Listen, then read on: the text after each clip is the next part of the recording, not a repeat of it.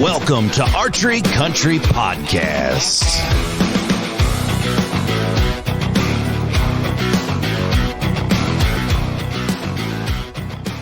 Welcome back, everybody. Welcome to Archery Country Podcast. As today, we're going to dive deep into the sight pictures. We're going to talk about fixed pins, slider sights, hybrids, digital sights. Each and every question that you have about sights, they will answer.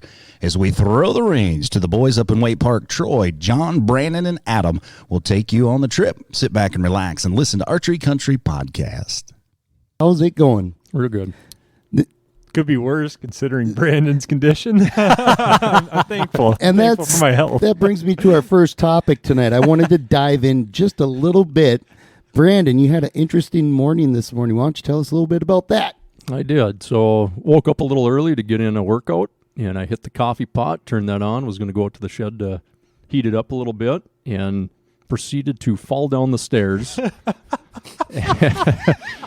And it wasn't more of a fall. I was skiing down the stairs, so I was able to stay on my feet, kind of right on my heels. Just sliding. Yeah, just one step after another. Epic athletic performance. Yeah, it was actually. Yeah. It was pretty good. Put my right hand on the railing to try to balance myself or stop, and my ring finger and pinky finger got caught in one of the brackets that hold the railing on, and it got it messed up a little bit. So I went in today, got a couple broken bones in there, and potentially some other stuff. So in a few days, I get to go find out what we got to do. Possibly a cast, maybe? Trigger hand? Definitely a cast, yes. It's my right hand, so no shooting for me for a while. I got a splint on right now. And or fishing. Definitely a cast or, well, for sure it'll be cast. We don't know if we got to do surgery yet or not. But well, you're lucky to have all of us here because, I mean, we're willing to help with whatever you need, bud. All right, perfect. I appreciate that. Well, with that being said, we're going to dive into the world of sights today. I know it's a real exciting topic, but it's something that, a lot of guys need to cover. A lot of guys need to get into this, kind of figure out what sight they need, what's going to work for them, and what's going to work for the situation they're using it for. First thing I want to kind of get into is I'd kind of like to go around real quick and just find out what sight everyone's using. I'm just curious. Brandon, why don't you start? Well, so currently I am shooting a few different sights. I have one 3-pin slider, black gold, and then a 4-pin slider, black gold. Been running those for maybe 5 or 6 years, something like that. Previous to that, I had a Spot Hog 7-pin. That was kind of before when the slider sights really weren't that popular yet, or really not many options. Mm-hmm. So that's kind of what I've been running. Adam? Just depends on the bow, but hunting bow, it's going to be a black gold pro sight, customized fibers on there. But I'm saving up for a Garmin for sure, just because I always hunt in a state where it's legal. And I just think that's a Cadillac for all the hunting that I want to do. Yep. My target bows for the past 15 years, I've been running Excel sights. There's super solid sights and micro adjust, and I can put it on whatever scope housing I want for whatever type of shooting, indoor, outdoor, 3D field. Nice. John? Currently on my one and only bow that I'm rocking and rolling with at the moment, I have a 5-pin bridge lock sight. So it's like the Excel sight made for Matthews. Oh, yeah. For the Matthews bridge lock system. And then I also have I have two of the exact same sights, which is a 4-pin slider with like customized pins that I typically run. And then I think I'm in the same boat as Adam. I think I'm putting a Garmin on one of my bows this year. Yeah. Interesting. I may or may not be ordering another bow in the next day or two to put that on. So I'm sure Brandon would probably be thinking that too, but now you probably have some doctor bills or... Definitely going to have those. Yeah. Well, with that being said, I want to dive into this whole thing. Like, I'm going to pretend like I have not a single clue about sights. Let's say I'm brand new. I'm going to try and relate to the listeners here who are brand new. How did you guys come to your conclusion on picking the sights? What are the first steps you're going to take in finding that site that's going to suit your needs? Well, I guess the first thing to tackle would be like what your needs are. How far are you realistically going to shoot your bow? And what hunting situations are you going to be using it for? Are you predominantly tree stand hunting? Are you tree stand hunting and maybe going out west and shooting antelope or mule deer or elk? Are you strictly target shooting? I mean, there are literally sites on the market to cover any and every possibility out there. And there's also price points that vary from $30 up to $1,300 and everywhere in between. Right. Yeah, not only just hunting, but target. Are you 3D? Are you just an indoor shooter? You going on a field target course? So a lot of different applications. So yeah, like you said, that's the first thing is just what are you going to use it for? Well, I say let's kind of run down a list here. Let's start with like target stuff. Adam, new guy getting into target shooting, right? Mm-hmm. Where do you think is a good base for them to start? Man, that's a loaded question because it's a wide variety of sites that are out there. If you want a site, most people when they first start out aren't going to go with magnification right away. They're going to work their way into that, and depending if they want to get into a certain class. So say they just have a single pin fiber optic sight. The single pin allows you to focus on one variable. You dial it into a specific distance, and then you point and shoot. Or if you're wanting to go for a bow hunter style setup class, then you're going to have to do fixed pins. But I'd recommend probably a single pin, whether it's like a black gold, super awesome sight for hunting. They come with all those sight tapes that you can put on there. They're speed adjusted. And then you can always put a lens on there down the road. But it's super versatile if a guy wants having a one bow, use it for target, but then also go out in the field with it and use it for hunting. Yeah, and you go to a lot of target shoots. Is that what you see? Like on, and I don't know how that works, but if there's, you can kind of probably tell more of the beginner, the entry level shooters at these. Is that what most people are using? For the most part, people are getting into it or doing like an Excel if they're in an open class, because they are going to add magnification and they're always going to have magnification. They're not going to take that out hunting. So a lot of times they're running a bar that has a lot of windage adjustment so they can shoot a lot of distance, a longer truss on there so they can get a little bit farther out or fine tune how that looks within their peep sight. But again, if they're shooting like a bow hunter style setup, yeah, we'll see a lot of black golds out there, a lot of fixed pins.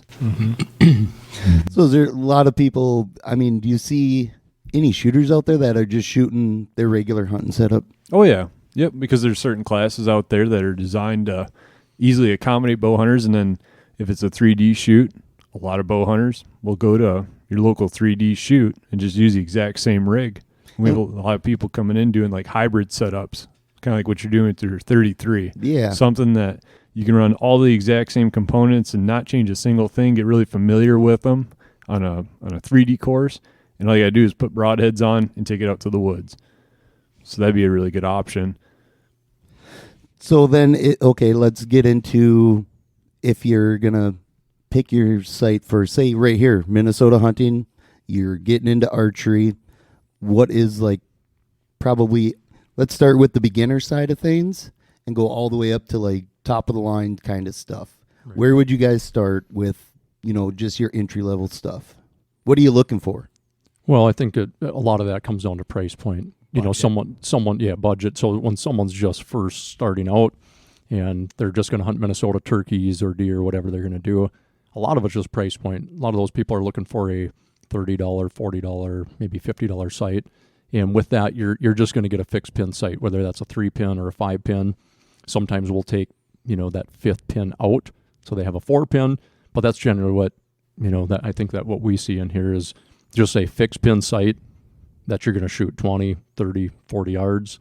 Or for a kid or maybe a lady shooting lower poundage, it's going to be a 10-yard pin, 20-yard pin, 30-yard pin. Well, today I had a discussion with a gal who's been hunting for quite a while, had a fixed pin sight for a long time, and then had transitioned into a single pin sight, and that's not the answer for her either. And she is wanting to have more opportunities, hunt a few more other places, and like for her, we're looking at like a double pin setup, be it from Spot Hog or from Black Gold, and those options are out there also, but your price point is going to increase. Mm-hmm. I think that if I was just strictly whitetail hunting, I really think that like that double pin setup is just dirty. Yeah, that's pretty nice. It's so clean. You can see the targets very well. You can see the animal very well. You can still shoot any distance that you want to by dialing to it. And with that up pin with 2 posts, it's pretty like your vision is just so clean through it, you know. And be it if you want to set it, you know, your top pin at 20 or 25 yards, and depending on what brand you go with, you might be able to adjust the second one, you might not be able to. But like strictly whitetail hunting, I would have a really hard time not recommending that. Like even for a crossover setup for like whitetail / out west, that's still something that's a pretty strong contender. Mm-hmm. That one's kind of more your high end. Yeah, that's Sight, opposite right? end of the spectrum, price point wise. Yeah. So what else is out there for like intermediate beginners, whatever you want to call it? Well, there's single pin sights that are, you know, like your single pin sliders. We have some in here that are, what, $120, $130. But then those can, on the high end side, they'll go over 300. And same thing with your multi-pin stuff. We have 3 or 4 pin sliders that are, you know, $150 all the way up to, Fixed pin. no, like a multi-pin slider. Oh, okay. You know, instead of a single pin slider, a multi-pin slider. Yep. You know, 150 to over 400 on Yep. some of them, anywhere in between. And then then same thing with your fixed pin Yeah, style right. sights, that like as that price point goes up, you're gaining either better adjustments, better durability, better pins to where they hold light longer. Yeah. Warranty. I think Yeah, that right. gets overlooked. Is it's not a big jump up to get a lifetime warranty on a sight. And when you think about how long a sight lasts, like I'm still using, like my wife's boy, you got that Hha Optimizer Single Pin. That's the first slider sight I used 15 years ago. And for her starting out, I wanted something that was simple. I didn't want to go out and invest in something brand new. I want to make sure that she was dedicated to the sport, liked it. It was a single pin, so it put the distance in. There's not really a whole lot she can mess up, and she's just focusing on good solid fiber. Now, if she keeps showing interest, you go up to that $200 level, and all of a sudden you get access to sites that have lifetime warranties, which that might be the last site I ever buy for, hopefully. And then if something breaks on it, the company's going to stand behind it. And I think that's cool about, after working in the shop, seeing how these shops really stand behind all that product that people invest in. Yeah. The USA made stuff, there's a big quality difference, and then how willing they are to try to keep their customers, you know. They'll bend over backwards for you usually. So does she hunt with that sight too? Does she hunt at all? She doesn't bow hunt. Haven't gotten to that point yet. If she ever got into it, is she staying with that sight, or would you want her to get into like a multi-pin? I guess at this time I want to stick with that single pin. She needs to put in more reps, more dedication to it.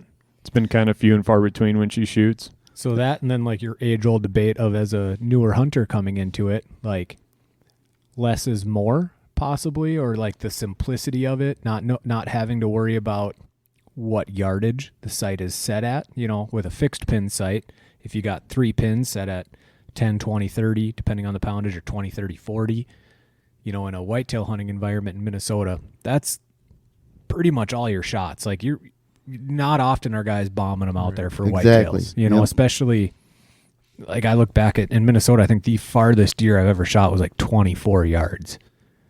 You don't need a lot of pins. You're not shooting super far, but to have things set so that you just got to pick the right pin, anchor, execute your shot process, versus having the mindset of like, I have to be conscious of what my sight tape is set at, or I have to be conscious of where my sight is dialed to for distance.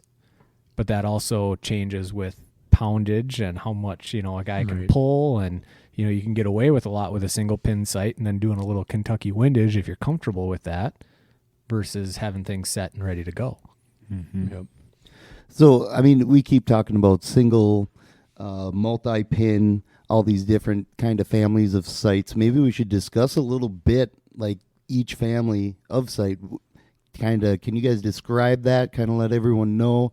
Like, single pin, obviously, it's pretty much what it is, what it says, right? One pin, you got one dot. But you got your fixed hybrids, you've got your digitals.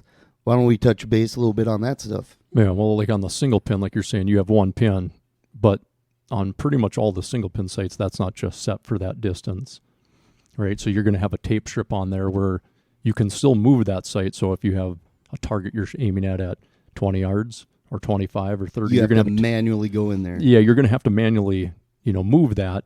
So if you're out hunting or at a 3D shoot, you got a rangefinder, You range the target. If it's at 34 yards, you can slide that pin to exactly 34 yards.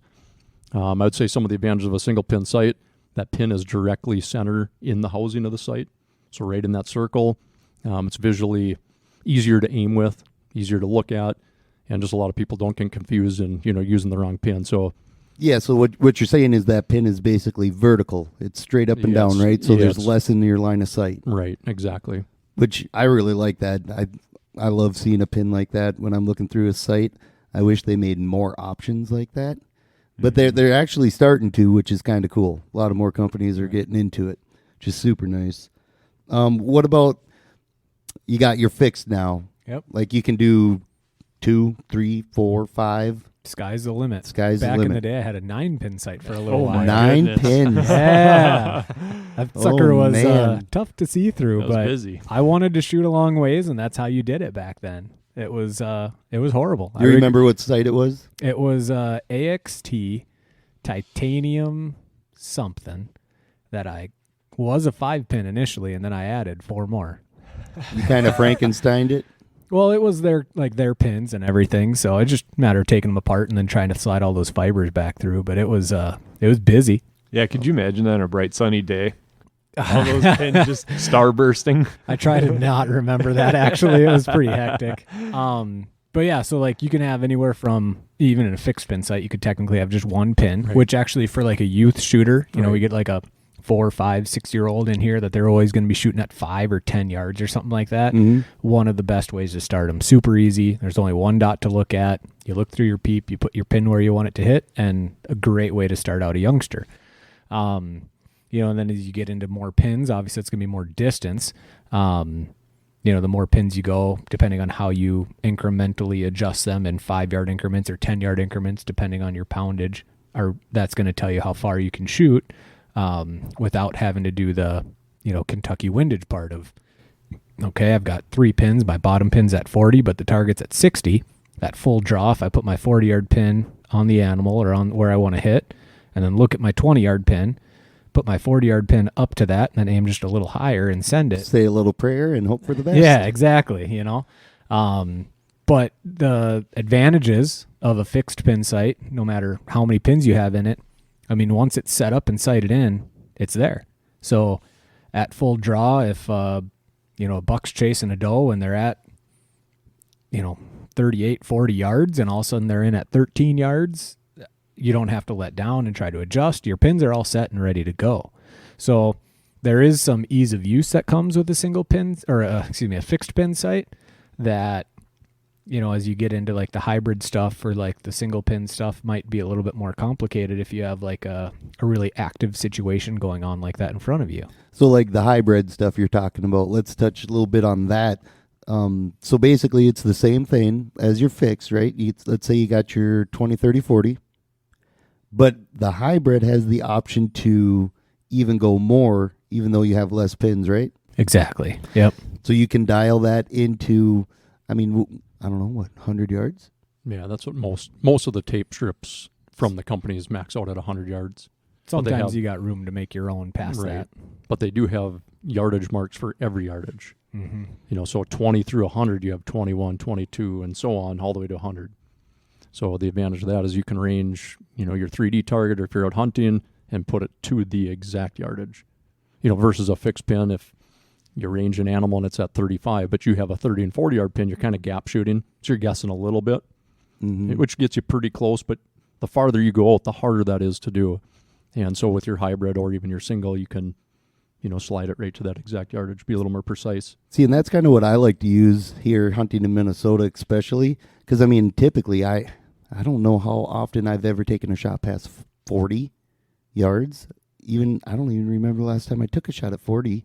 But, I have less pins in my way. Right. And if that chance comes up that, hey, yeah, I got to take a shot and it's 60, how sweet is it that you can just dial that thing? Right.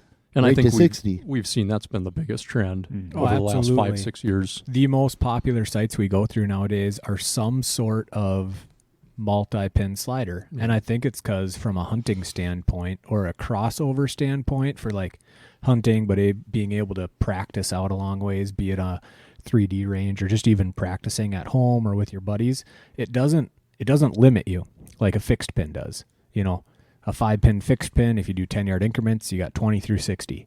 And if you're out at a 3D course and there's a 87-yard bedded elk for the final target, you're guessing. You know, you're counting pins up and aiming high, and it's just a guess. With any of the slider style sights, you're literally dialing into that distance, aiming at what you want to hit, and executing your shot without guesswork. And it's also forgiving. So say you're at out in the stand, you're at full draw, and you got your 20, 30, 40. The deer is at 30 yards. You got that 30-yard pin on them. All of a sudden, they wind you, they take a couple steps, or he chases a doe or another buck off, and you can kind of guess, like, well, he's creeping out towards that 40. Then you can still bring that up and gap them, where with a single pin, you really got to know your bow ballistics well and know, okay, do I got to aim 4 inches high or 5 inches higher? Instead, you can just bracket them. Even if you don't know the distance exactly, it's just a way to have a point of reference. And what you said, how many pins do you run on your bow hunting bow? 3. So even though, like, I know you're seriously into target archery and stuff, you wouldn't want that single pin like your target stuff. You opt for the 3. So what I do is for hunting season, I run 3. But if you look at my bow right now, I'll take those bottom 2 pins and shove them down to the bottom of the housing. And I'll take my tape and I'll start it at 20 yards as compared to starting at 40 and have my bottom pin be the rover. Mm-hmm. That top pin is my 20. My sight tape starts at 20. And then I just have 1 pin in the center of that housing that I can take and dial down. And it clears up my sight picture a little bit. And then I just have the one to focus on. And then I can dial anything 40 and under by starting that tape at 20 to 24 yards, 29 yards, instead of having to compensate for 40 and under. You know, that's one thing we haven't touched on is in the fixed pin realm or in this adjustable realm is your pin stack. Horizontal pins versus vertical pins. Yeah. Pros and cons. Who wants to take that?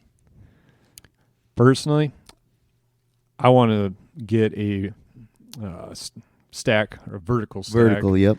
I feel at full draw, aiming on a target, my sight movement now becomes more of an up and down type movement as compared to coming from the side and then bouncing off the target, coming back on for visual reasons. It seems like those pins are more prevalent, the post that those pins are on. The vertical, whether there's a pin in between or if it's just a single pin, it sure just seems a lot cleaner. And again, I like how that movement is. I can see almost all the way around it, the front of the 3D target, but also the back end.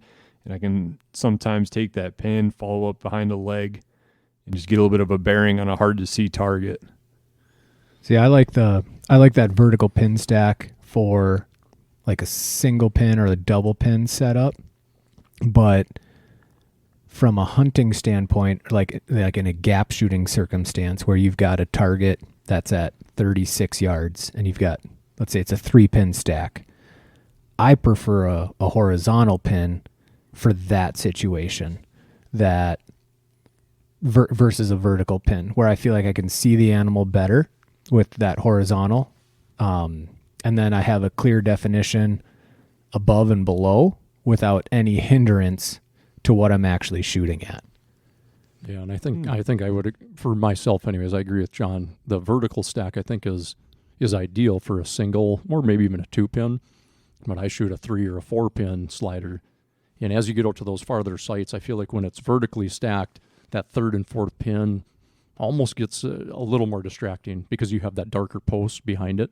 Mm-hmm. And where when it's bigger post. Yeah, too. exactly. Where it's coming horizontal, that 3rd and 4th pin I feel like is, for me anyways, is much easier to see and clarify exactly where I'm at, on that animal. The other thing I think I like about the horizontal is it allows me to put my pins where I want them in the housing. I don't like having my 20-yard pin centered from a hunting site standpoint.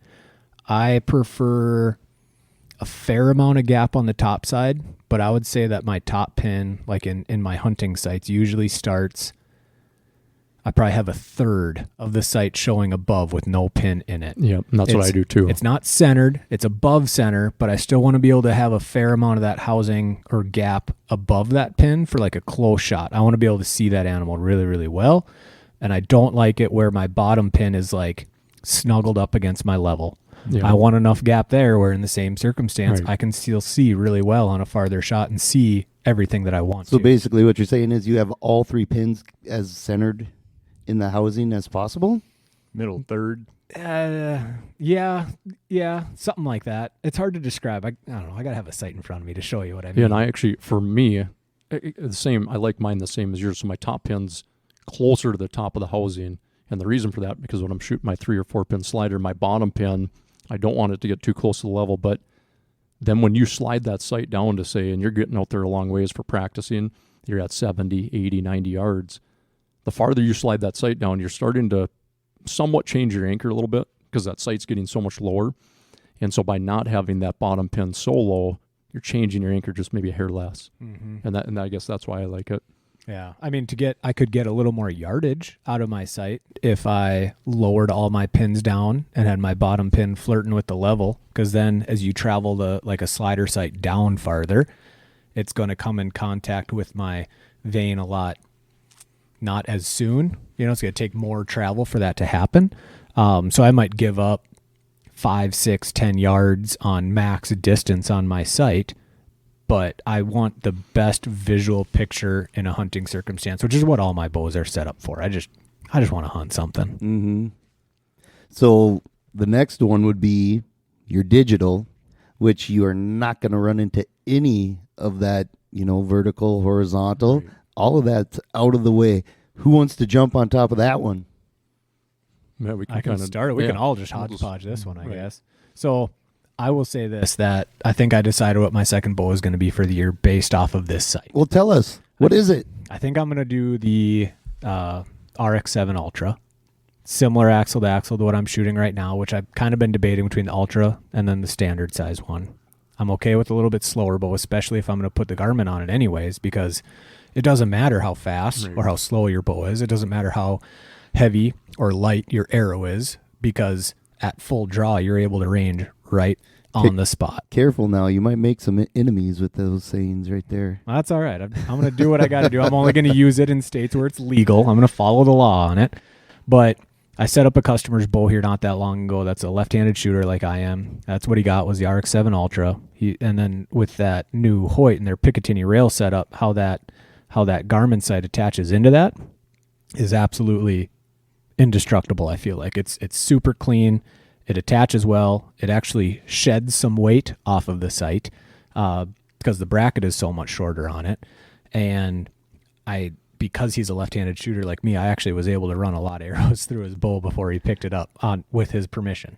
And how that thing balanced out and how it shot and how well I could shoot his bow, which was a half inch too long for me. I was shooting stupid good with that thing, and the balance felt really good. But looking through that digital sight, there's no pins coming in from anywhere. It's kind of like a red dot sight for people who aren't familiar with what a Garmin sight is. So it's a fixed housing. It has a prism inside of it, and then it produces like a red dot style sight, which is incredibly easy to aim with. That is one of my downfalls with a fixed pin or even a slider, multi-pin slider, is I tend to, being a lefty, my pins come in from the left side, and I tend to like pull them off to the left to peek at the bullseye while I'm aiming. And while I was shooting his bow, I could see the whole target, I could see the bullseye, and even with that red dot on the bullseye, I wasn't peeking because you can still almost see through it a little bit. Yep. It is just filthy. Yeah. I mean, I basically ordered a bow and a sight based off of shooting this guy's bow a couple times. It's just really clean and simple feeling when you're shooting them. And then the ability to not only have it as a range on the fly, range at full draw. So in any hunting circumstance, if you're already at full draw and a deer is moving closer or further away, or even just paralleling you in a circle shape, you can be at full draw aiming until you get your shot opportunity. And at that second that happens, you can let go of the button that's on your riser, which tells it that that's the range you're going to shoot. It produces a dot instantly for that distance. You put that on your target and you shoot. But you also have the ability to sit there and have it as a multi-pin sight in, like if something were to happen fast. So I feel like when I'm sitting in a hunting situation, I'd probably have my fixed pins pulled up, 2, 3, 4, 5 of them, however many you want. And then as a buck comes in or a deer comes in or something that I want to shoot, the ability to draw back and take your time, range that deer no matter what yardage, 23 yards. Your dot is produced for 23 yards. Yeah. There's no gap shooting, which is a hindrance, in most sites. There's no gap shooting. And then arrow setup, it allows you to, for guys who want to rock the heavier arrows in states where it's legal to run a Garmin, it's the ultimate, right? Because that heavier arrow, your downfall of that with most sites is that your yardage is crucial, especially past 25 yards. Right. So it solves so many issues. And even on, I had a gentleman last year that bought a brand new bow, never bow hunted before. And he decided that this was going to be his thing that he's getting into. And he bought a pretty high-end bow and he put that Garmin sight on it. And to help him learn the consistency and a grip, like to even set the rangefinder portion of it, it's a great tool to help someone actually learn how to hold their bow. It shows you, well, it doesn't show you, I guess, but like while you're ranging, it has inside of that prism, it has like 2 dots that you got to line up to be able to range. So to help produce a consistent grip, it basically shows you that you're holding your bow the same way or that you're not. Right. How awesome is that? Right. Yeah, and in a hunting situation, most of the time we're not thinking about form, anything. You're worked up. You're trying to just make that shot. You're every thinking part is out the window. But with that Garmin, you click that button and you're ranging them, you will see it. So it makes you actually think about it. And then if you are off, you can easily correct it. Yeah. There's no other site out there like that. And then with the updates that they've put into their pro site version of it, their newest one that they have, your measurements from the peep to the arrow, from the sight to the arrow, from the sight to the peep, and each time you start talking angles up, angles down, it's that much smarter to help you correct for those true ballistic distances. Well, we can have someone set up in here, get it calibrated for their bow, sight them in at 20 yards, and when they walk out the door, depending on how heavy their arrows, pretty much you're dialed into 80 yards without ever shooting anything but 20. Right. And it's right on the money. That's pretty sweet. At any distance, which, that's incredible. Yeah. Is that pretty much the reason why you're thinking of switching to a Garmin? Yeah, just the forgiveness, because trying to judge yardage at full draw is very hard. You lose a lot of your depth perception and kind of your peripheral sense when trying to analyze how big a target looks. And trying to range, say, a field, like an alfalfa field, is almost impossible to try and get, well, there's 20 and there's 30. You're looking at, well, that piece of alfalfa looks taller, so I'm going to range it because I know it's different, but it's over here. That deer comes out 180 degrees down here. I have no way to analyze or get that to line up.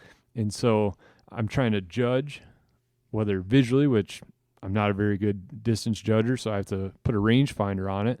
Well, there's that much more motion, adjustment of a sight, or even trying to think about my pin gap if I have a fixed pin sight where I know that deer's under 50. I'm that good of a judger.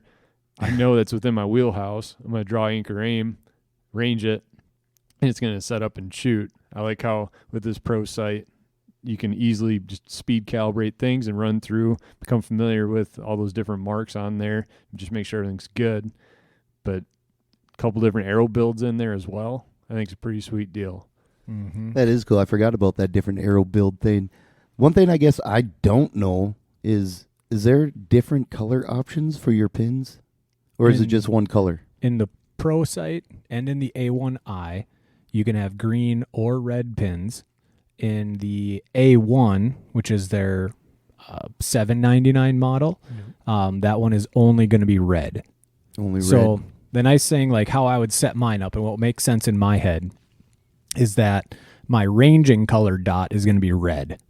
And so that way, like when something comes out, red means I've got to range it, right? So at full draw, when the pin is red, I'm never shooting off of that pin. But no matter what distance that deer comes out, whether it's 13 yards or 83 yards or anywhere in between, you draw back, anchor, put that red dot on them, and you can push the button on your riser to range it.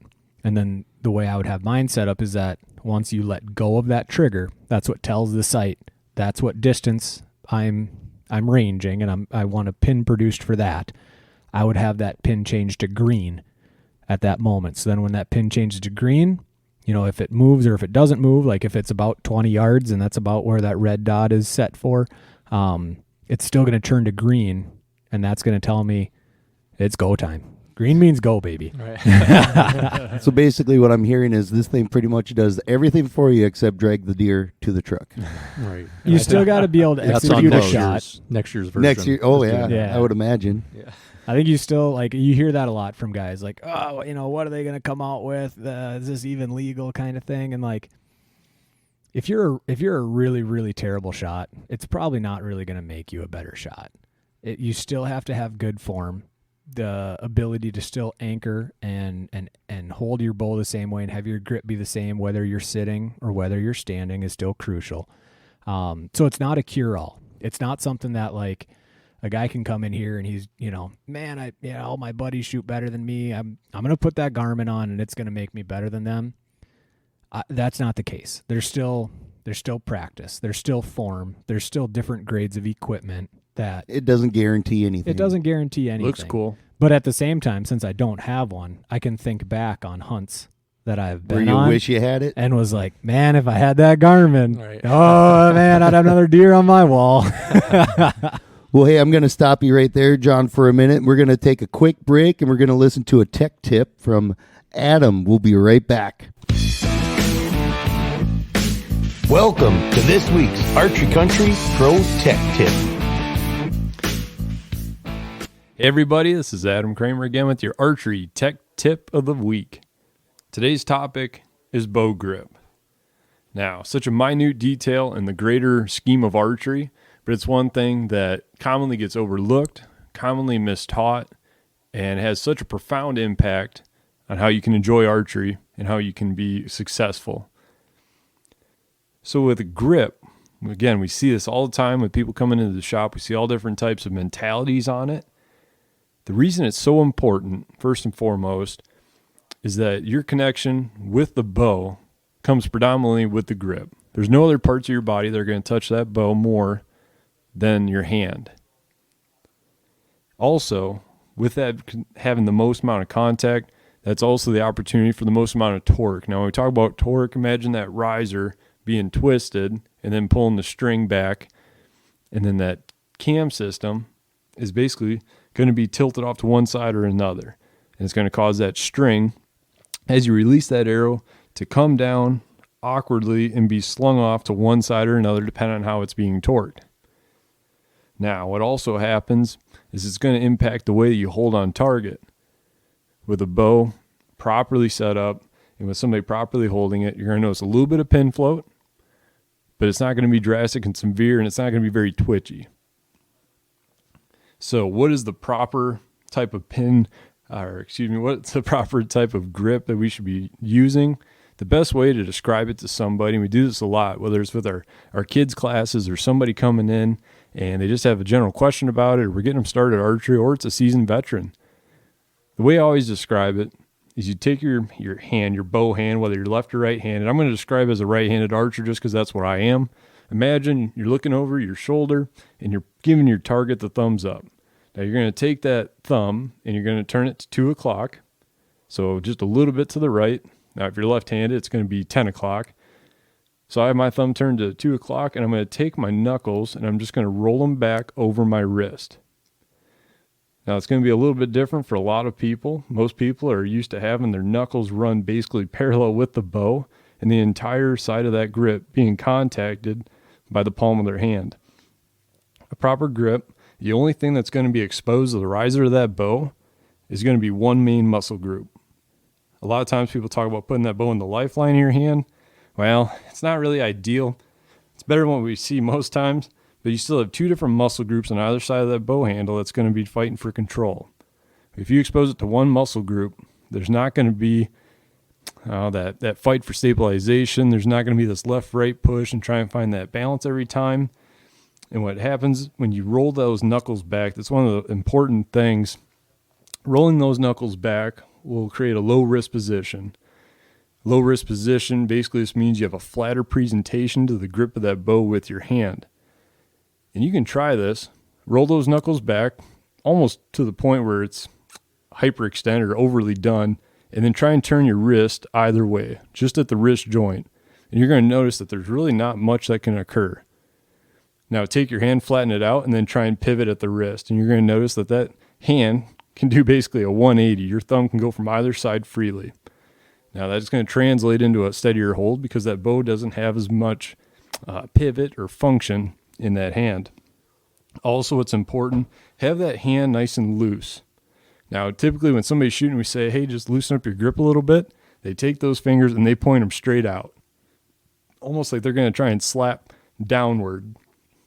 What happens is, and you can feel that, hold your hand out, open your hand out, and you're going to feel, when you have those fingers straight out, the tension that's created basically in the top end of your forearm, the top of your hand, even into your wrist. Just leaving them lax, nice and flaccid, basically no tension whatsoever, just keeping that low wrist position.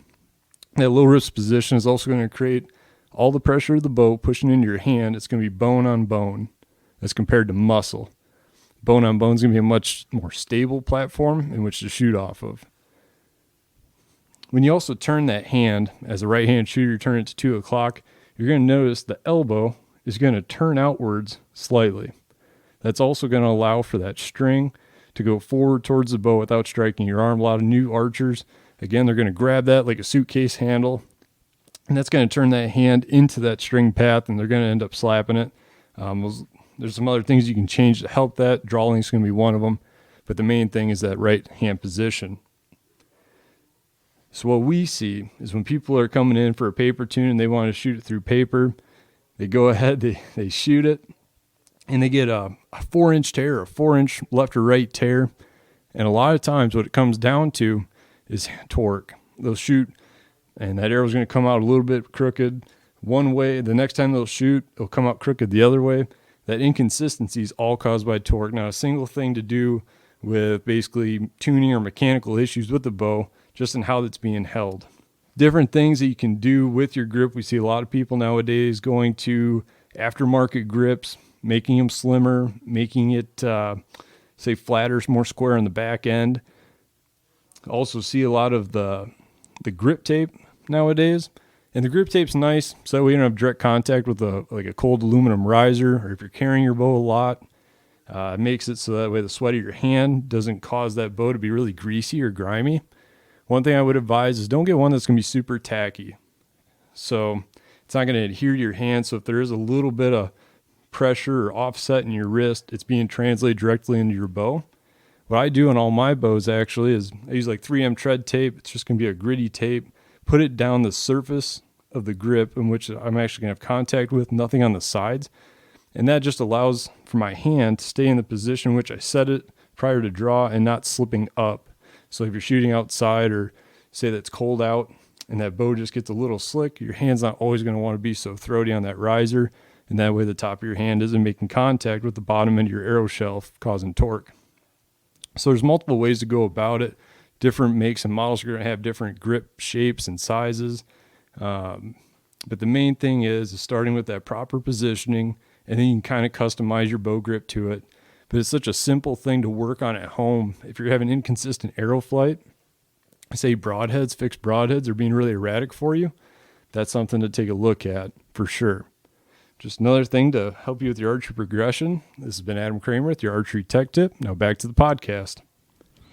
All right, we were just talking about digital sights here, and I guess one thing we didn't cover was there's probably more than one option of digital sight to pick up. You know, what else is out there, guys?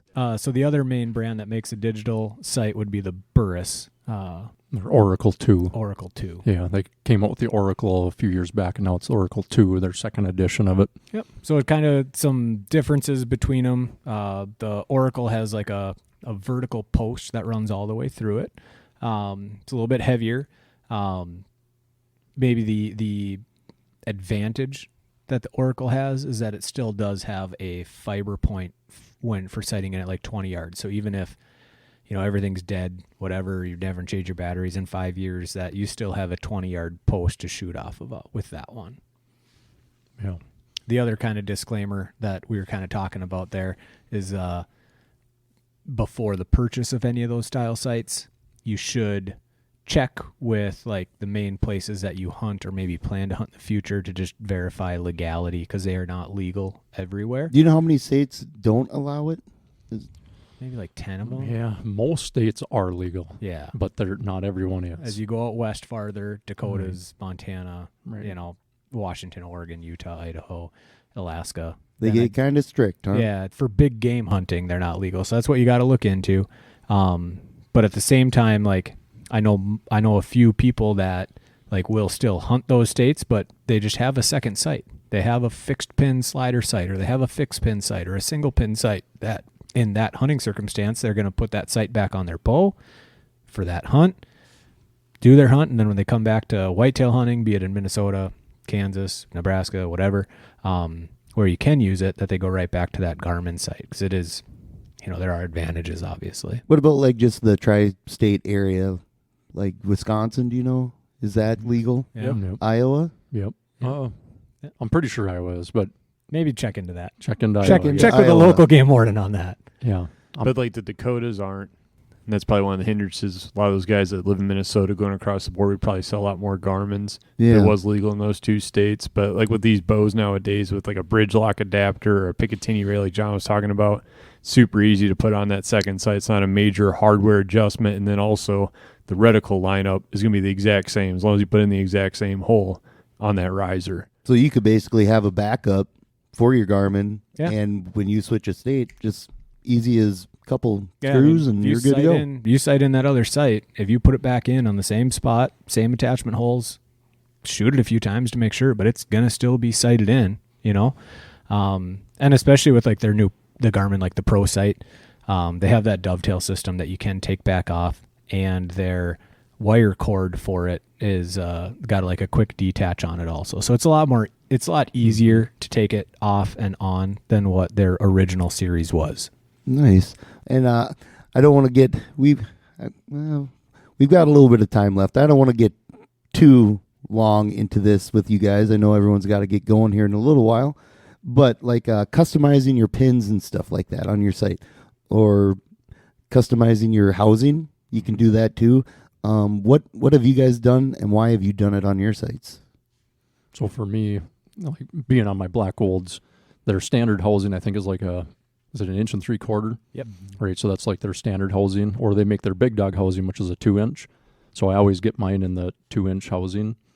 Part of that is I like to shoot a bigger peep, a 1/4 inch peep, and that lines up better with that 1/4 inch housing, or excuse me, that 2-inch housing. And for me, when I'm deer hunting, mule deer hunting, whatever, I like to have that bigger sight housing with a bigger peep just for low light. You know, you get down to that last half hour, first half hour, the bigger your peep, the better you can see, and it just matches up good with that 2-inch housing. How about you, Adam? On mine, as far as customization or upgrades, I probably more or less upgrades would be going to the dovetail system just to get it to fit into a case a little bit better. Sometimes you can be restricted. You can just zip that in. My third pin, my bottom pin is going to be a 10,000, so smaller than the standard 19,000. So we see that as a common request. At farther distances, it's just going to take up less of the body of an animal or of a target, just for a little bit more precise aiming. And then also the color scheme is going to be on mine green, red, green. Just don't really care for yellow.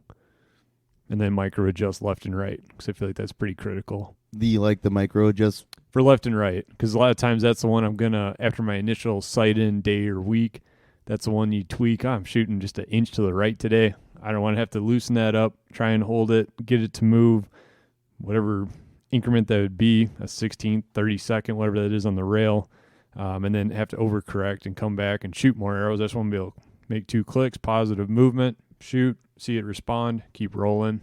Or on a course, if you only got 20 targets to shoot, I don't have the chance to be putzing with an overcorrection the entire course.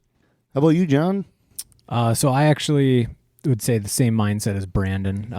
I run all of my sights in a bigger 2-inch housing. The larger housing allows you to run a bigger peep sight, as Brandon spoke on. And then as far as pins go, I run on my slider sights, I run a 4-pin slider on both of them. and I have them set up for like green, yellow, red, green. So my top 3 are in the 19 thou size, and then the bottom one is the .010. So it's a smaller size pin, which, as Adam touched on, covers up less of your target at those farther distances. That smaller size pin also disappears quicker in a low light situation, but in a low light situation, you're not shooting that far. So I've also kind of found that a lot of people, some people, everyone's eyes are different. yeah, And some people have been like, oh, this pin is just too blurry. Yep. They get that halo kind of around the pin or whatever. And I actually told them to go down to a smaller pin diameter, and it's helped them a lot. So for some people, it's not even for, hunting purposes. It's just their eye and helping them see better. right. I'd say the only other like upgrade or customization that I have on both of my sights that is removable for states where you can't have it, but I do keep a sight light on both of mine. It's just kind of an insurance policy. I don't think I've ever actually used them in a hunting situation, but it's there as a security blanket. And then if I hunt states where, like North Dakota, you can't have a sight light on, it just unthreads right off. So you just take it off really easily. But it's really nice for like turkey hunting or shooting inside in different places. Lighting is different. But yeah, the pin color thing comes down to just who you are.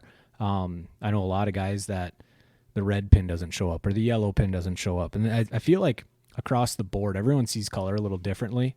But across the board, I feel like most people really like a green pin for most hunting situations. It's probably a little bit different on target. Like I really hate a green pin when I'm shooting a Vegas target. The green and the yellow really bleed really bad for me, to the point where like when I shot leagues, I would actually slide my green pin up and re-sight in for like my red pin, because red against yellow I could see better than green against yellow. But everyone's a little different on that aspect of things, I would say. So with that said, I mean, basically you can take a sight, you can change the size of the housing, you can change your pin colors, you can change the size of the pins. What am I missing?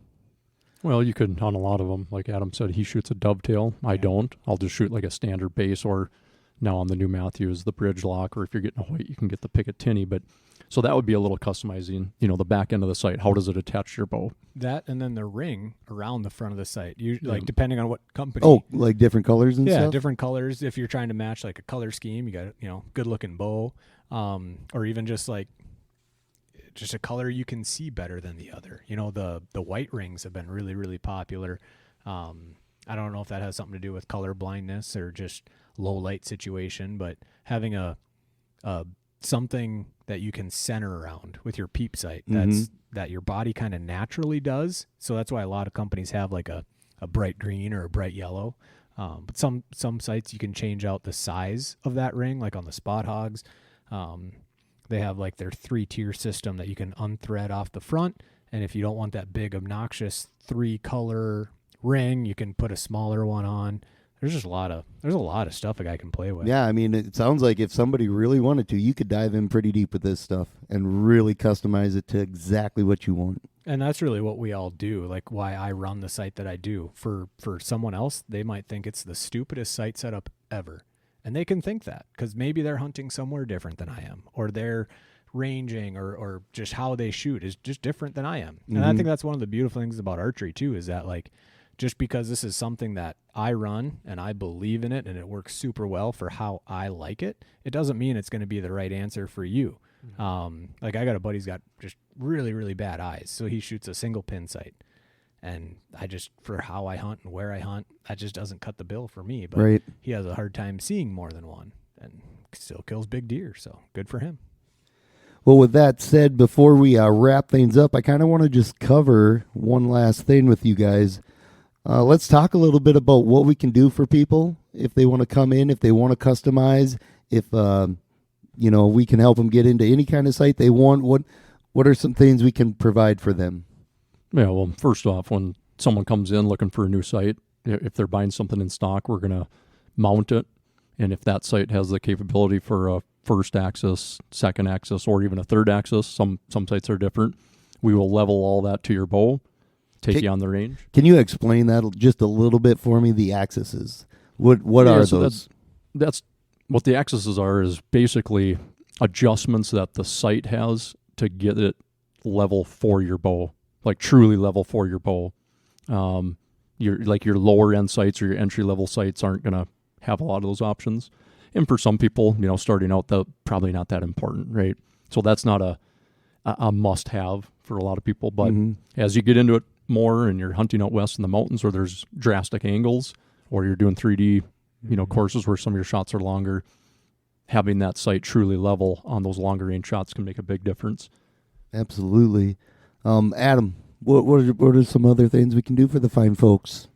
Picking out a site. A lot of times we have these in stock, so it's not looking at it on the website or in a catalog, and actually looking at how it's going to operate and function and adjust. We've done it where, like, on guys wanting tournament rigs, we get them the right bar, and then if they want to get a scope assembly put together, picking out the right lens, the right verifier or clarifier, I guess, a sticker, or if they want to run an up pin, make sure it's well lit, putting all that together. So that way, then we go into the first, second, third axis, of course, and leveling, and make sure they have a clear sight picture and can be effective on the range. John, you got anything to add? These guys touched on it pretty well. I think the advantage of like being able to put sights in your hand, and kind of role playing hunting situations that you've been in where your stuff hasn't worked out for you is it advantageous. All these sight companies that make like multi-pin sliders, they're not cookie cutter.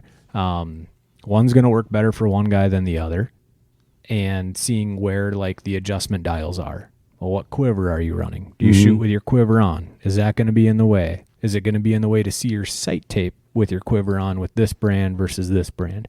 That's stuff that you just, when you put it in your hands, you can kind of run through that a little bit better. And then, like these guys said, we can mount them. Not only that, we're gonna go on the range. We're gonna make sure that you're sighted in really well at 20 yards. You got 20-yard indoor range. But with some of these sights, we have the ability to like gap your pins out for you already, to where maybe you're not familiar with adjusting your pins and you're just starting to shoot farther. It's not very fun to go to a range and send all your arrows into no man's land and, all right, well, that was fun. I got to go buy more arrows before I can keep going, or I got to go spend an hour searching for these things in the grass. Yep. We can help you with that to where, like, when you do go outside, you still probably are going to have a little bit of adjusting to do, but not a lot. But definitely get them on paper, right? Get them on paper, but then to know that, all right, when you go out to 30 yards, it's going to be dang close, if not right on. Go out to 40 yards, same thing. You're not going to be launching them out over or under or 2 miles wide of the target. So it's just a more enjoyable experience, I feel like. Absolutely. You have that confidence to be able to pick it up and go. And then we got so many different minds to bounce things off of. Right. How I approach a site versus Adam versus Troy versus Brandon versus Jake versus Nate or whoever's in the shop. We all have a little bit different approach, and being able to hear different guys' theories on things as to why they run what they run, and then running that through what you're going to be using that site for to find the right site for you at that time.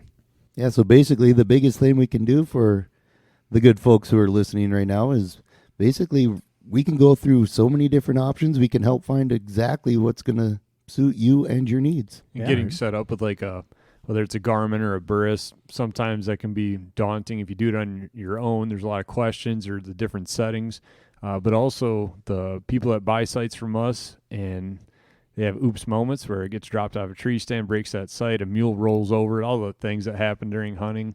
Those people that bought sites, bringing them back to us, and we can help them through that warranty process. We send off the sites, and we take care of a lot of that legwork, get those sites back. We reinstall them, make sure that those axes are set, and so that beyond the purchase as well, that also is a good service that we provide and gets taken use of. Yeah, and I think another thing, too, is I know we talked a lot about black golds, but we carry Spot Hog, Excel, Trophy Ridge, Fuse, HHA. Right? I mean, we've got a ton of different brand sites here, so we're not, a lot of us shoot the black golds, but we have many, many more. We got single pins, hybrids, digitals. The Garmins, the Burris. Yeah, I mean, crossbows too. We haven't forgot about you guys. We got crossbow scopes. We've got the Garmin crossbow scope. We got the Burris crossbow scope. It's not all vertical bows out there. There's some stuff for the crossbow guys out there too. Right.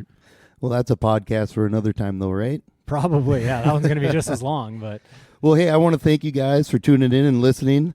I hope this was interesting. I know talking sights might not be the most exciting topic, Oh, it is. but It it's is. something that needs to be talked about. Right. Absolutely. Well, thanks again, guys. Say bye to everybody. See you, everybody. Take care. Make sure to donate to Brandon's GoFundMe for his medical Yes. expenses. We want to see him back in action this We'll fall. be setting up a collection fund for him here We don't want him soon. to have crooked pinkies or something like that. Have a good night, everybody. Thanks.